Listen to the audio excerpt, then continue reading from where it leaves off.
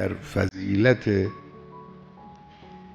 حضرت صدیقه کبری سلام الله علیها همه مسلمین متفقند، شیعه و سنی ندارد.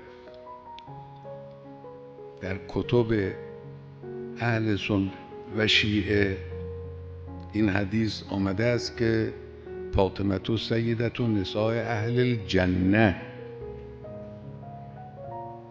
این بالاتر از سیدة نساء العالمین است. سرور زنان بهشت، در بهشت کیا هستند؟ برترین زنان، برجسته ترین زنان،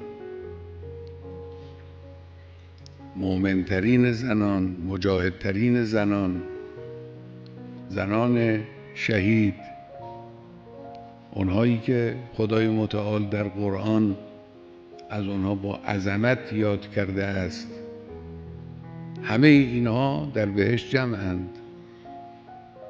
فاطمه زهرا سلام الله علیها سیدة نساء اهل الجنه، خیلی مقام والا و بالایی است.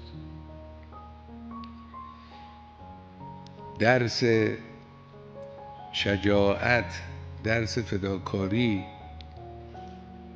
درس زهد در دنیا، درس معرفت آموزی و به معرفت رو انتقال دادن به اذهان مخاطبین و دیگران،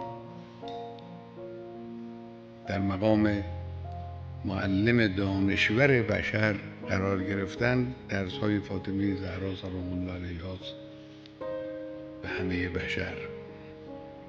امیدواریم همه مسلمین از برکات این بانوی دو عالم بهره مند بشوند.